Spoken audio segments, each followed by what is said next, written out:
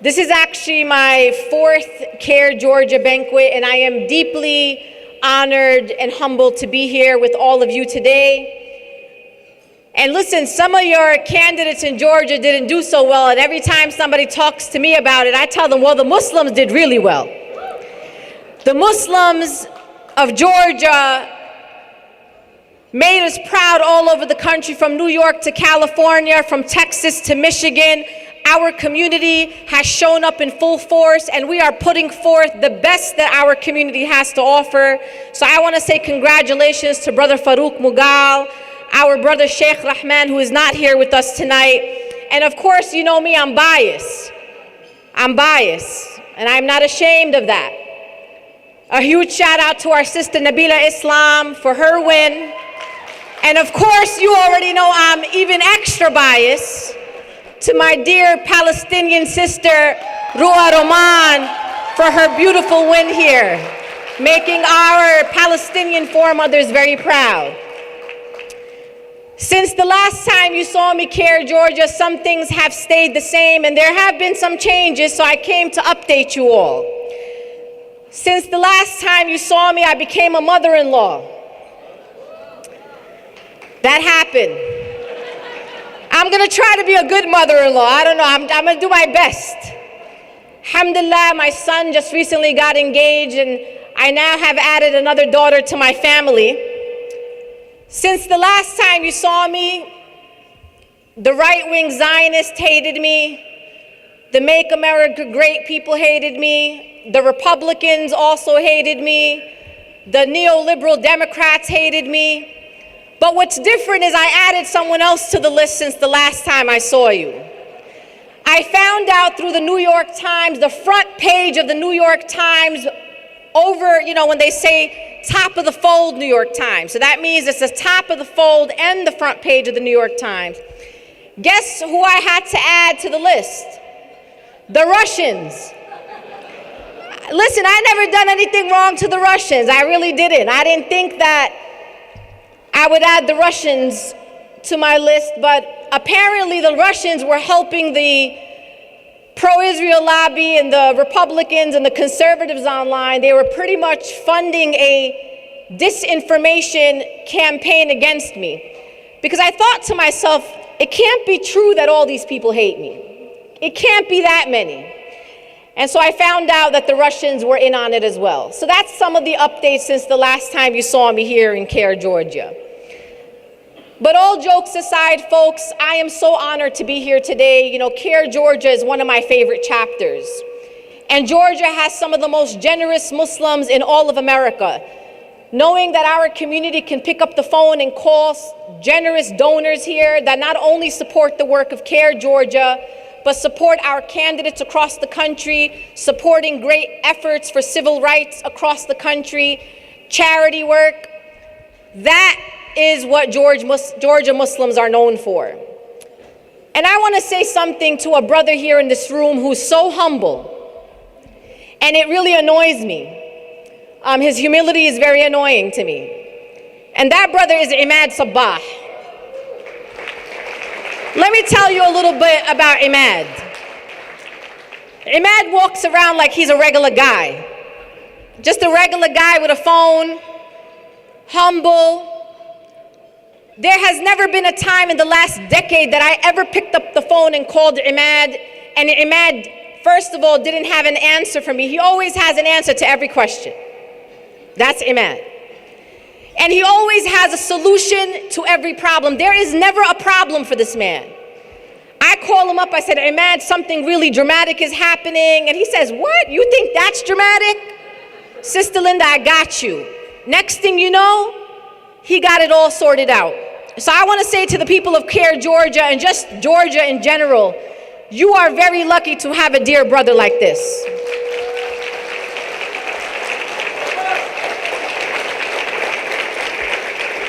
I also want to give a shout out to the Georgia Muslim Voter Project. These are some of the most incredible young people that I have ever met. They are focused and they are working every day to build the political power of Georgia Muslims. And let me tell you, When I'm in New York at a meeting, if I'm in Washington, D.C., if I'm in Dearborn, if I'm in Sacramento, guess what? People know about the Georgia Muslim Voter Project. So please, folks, support them, love them, and make sure they continue to do the work that they do. You know, we are in this room today to celebrate the wisdom of our elders, the contributions of our elders, but also the energy of our young people. And I'm so honored to be today in a space with a young sister, one that could be any of your daughters here in this room, a young woman who did something that I did, except she did it when she was 10 years younger than I was. And her name is Noor Ali. Noor Ali was 14 years old when she got her mother to call me all the way in New York. And Noor Ali said, listen, I heard that you were able to get the New York City public school system to incorporate Muslim holidays.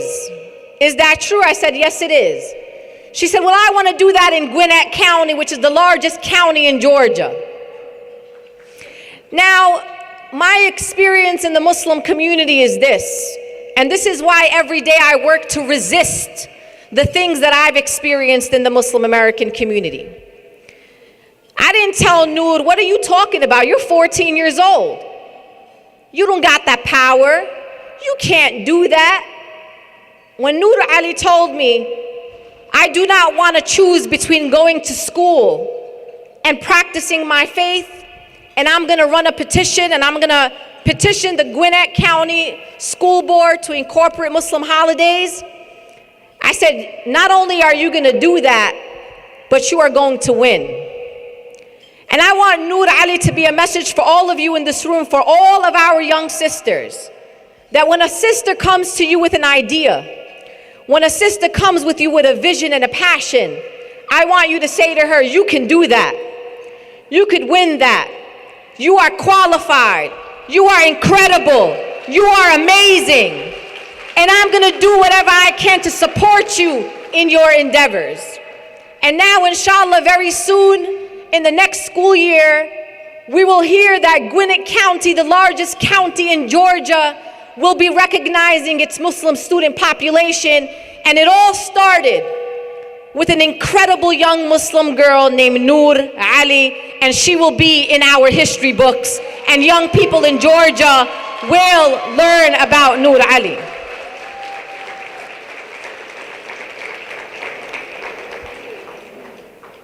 My message to all of you today in this room is this: let us not confuse our young people.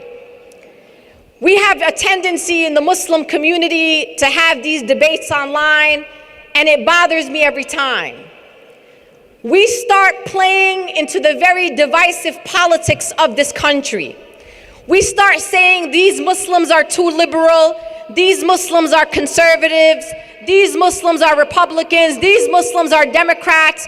Do not teach our children these labels, and do not attribute these labels to yourselves.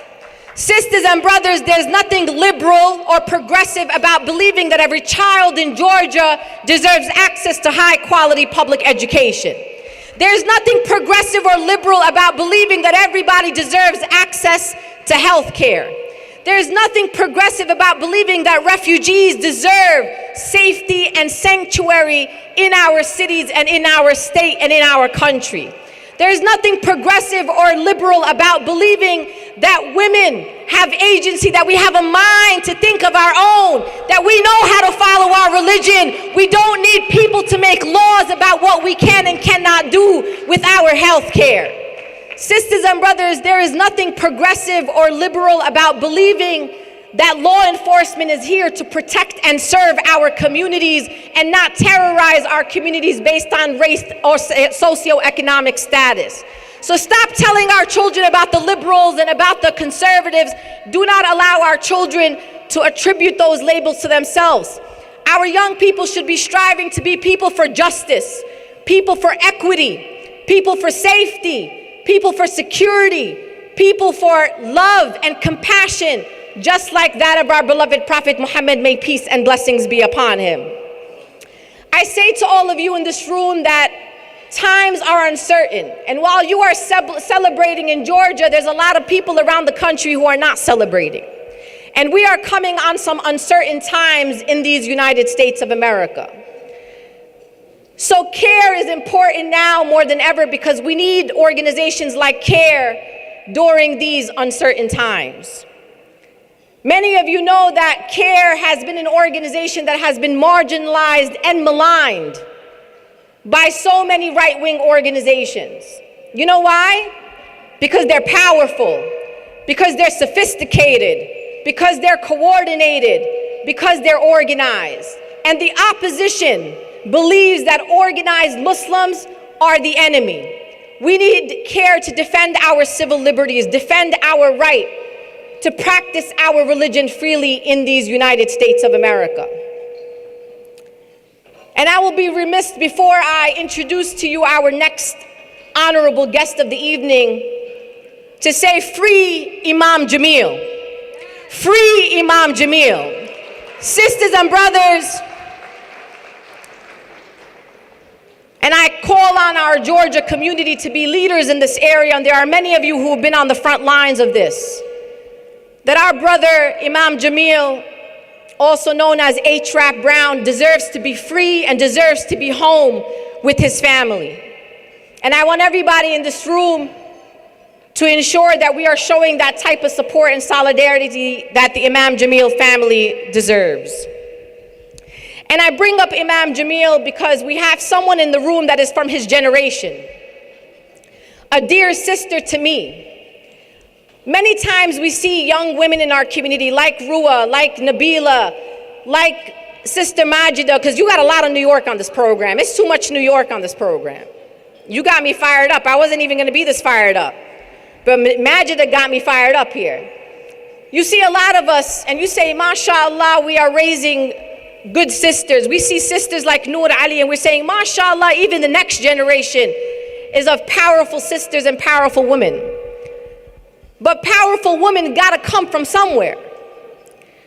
And we come from powerful women, not only our mothers who birthed us, but also our mothers in the movement who have counseled us and advised us and have trailed or built the trails for us, blazed the trails for us. I am sad to say that I physically, in physical sense, Sister Aisha Al-Adawiyya, who is in this room with all of you today, and if you don't know who Sister Aisha Al-Adawiyya is, you need to open your book and read about Sister Aisha. I want you to know that Sister Aisha, you are and have been a rock for me. In the many times that I was in my darkest moments, those moments where you're almost in the covers and you got your head covered and you don't want to get up. And you say, you know what, I don't want to do this anymore. I can't do this anymore. I don't got it in my heart to do this anymore. One person can't take all of this. And Sister Aisha said, what are you doing? She said, get up. You got to get up. You have what it takes. Be yourself. Stand up. Continue the work that you are doing. And it is because of sisters like Sister Aisha that many of us stand in this room today. Sister Aisha blazed trails for Muslim women when she founded Women in Islam. She said that we as women deserve leadership in these communities. We deserve to be on the boards of masajid. We deserve to be on boards of organizations. We deserve to be executive directors. We deserve to have a mic in our hand. Sister Aisha taught us to be unapologetic about who we are. And she also taught me that what is mine is because Allah willed it. And what is not mine is because Allah willed it. And although I lost her in New York, she has lived in New York for over 5 decades, originally from Alabama. But now, my dear Georgia Muslim community, we have gifted you, Sister Aisha. She is now a Georgia resident. And I came here to this CAIR Georgia banquet because I am giving you an amanah. And I want you to take care of our sister Aisha. I want you to look after her, to make sure she's doing all right. While she has an incredible family here, she is also your family. And she has given the last almost 6.5 decades of her life to our Muslim community. She has sacrificed her time. She has had all the fights that need to be had in our community. And she now deserves respite, and she deserves your love and your compassion, and for you to honor her for all that she has done for our Muslim communities, not just here in the United States, but around the world. Sister Aisha has made a lot of important decisions in her life, and she is the woman that will walk away from a table, even if the table greatly benefits her. But if she knows that that table sells out a community, sells out Palestinians, if she knows that that table may harm someone else, even though she herself is fortified, she will gladly walk away from that table, because that's the type of integrity and dignity that this woman holds. I pray to Allah that I even come close to the contributions that Sister Aisha has given our community at her age. I just pray that I do half of what Sister Aisha has been able to do for me and to many sisters all over the world.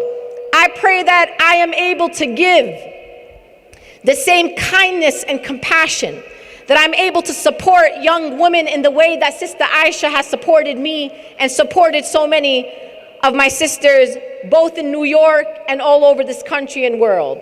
So I ask you today, Georgia Muslim community, to honor, to applaud, to love our dear sister, Aisha Al-Adawiyya. Can it go over there? So I need Georgia Muslims to stand up, because you have a queen mother in this room. Sister Aisha is not no regular, ordinary honoree that you've had at CAIR Georgia.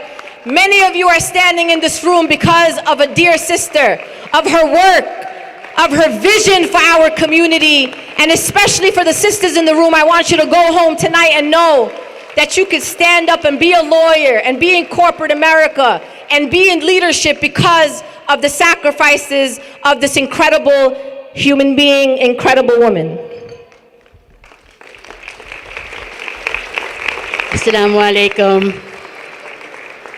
I decided not to go to the stage because I didn't want to give a khutbah. You know? But I have to let you know that I'm deeply honored and humbled to be recognized by CAIR. But CAIR, since its inception, has been my go-to organization. As Nihad Awad says, they are the firefighter. And when we're in trouble, we go to CAIR for support. So I'm here to say this is my pet organization, and I'm encouraging everyone in this room to be supportive financially and in every other way of this organization, because CAIR deserves our respect and our support. So that's my message to all of us here today. To the young women in the room who have decided to go into politics and be visible in that space, I honor you. You are the dream of many of your mothers, and know that we love you, we encourage you, and actually expect you to speak truth to power when you're sitting at those tables. Yeah? Don't be silent. Don't be silent. We sent you there for a reason, and you are there because you deserve to be there. So represent us well, as our foremothers have built the platform for us who are now elders to stand on, and now you are receiving that baton. Yeah? I'm also shy because I'm envious of the dress that Linda is wearing, you know. But, I mean, I can talk forever about the work of this organization and the challenge is ahead for us. But I got to tell you that with young people like this in the room, and I'm going to nod especially to the women who are in these spaces, really on the front line, speaking truth to power, I think that we are in good stead to move our communities and this nation to a better place. But there's struggle, it's not easy, and there are sacrifices to be made. But someone said that those are the good fights that you want to fight. So if we don't see them, we'll go seeking them and looking for them, because we have to have change. We cannot continue the way we have been going. So I leave it in your care as your elder. I'll cheer from the laptop, you know.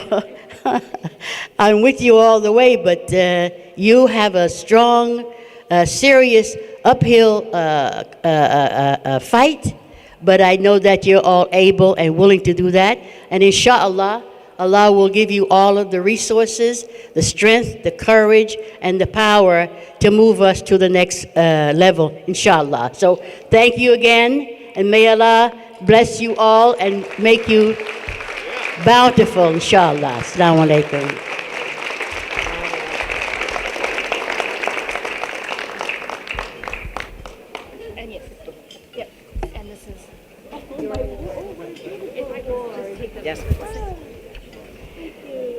And we are presenting to Sister Aisha the Imad Sabah Legacy Award. As Sister Linda said, Brother Imad has done a lot for the community, especially for CAIR Georgia. He reached out to the Warner Robins community, sought seed money to restart the organization, and what you see here is the blessings of that seed money and the vision from Brother Imad. So thank you, and Sister Aisha, thank you for inspiring so many wonderful people.